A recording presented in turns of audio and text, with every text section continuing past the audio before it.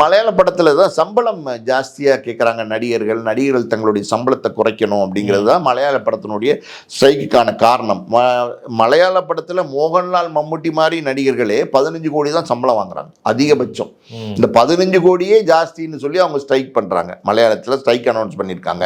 நம்ம ஊர்ல உள்ள சம்பளத்தை பார்த்தீங்களா, 75 கோடி, 180 கோடி, 275 கோடி, 300 கோடி, 170 கோடி, இப்படி ஆகி போச்சு.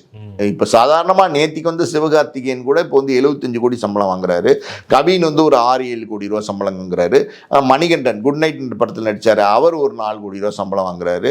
அப்புறம் பிரதீப் ரங்கநாதன் இப்போ இந்த டிராகன் படத்துக்கே 18 கோடி ரூபா சம்பளம் வாங்கியிருக்காரு. இப்படி சம்பளங்கள்லாம் வேற விதமாக கேட்க ஆரம்பிச்சிட்டாங்க நடிகர்கள். அதாவது வியாபாரங்கள் ஆகுது, பெரிய கலெக்ஷன் ஆகுது, அதெல்லாம் உண்மைதான்.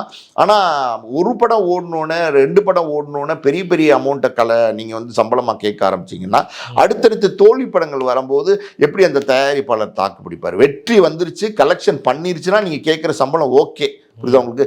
தோல்வி வந்துருச்சு, பெரிய லெவலில் தோத்துருச்சுன்னா என்ன பண்றது?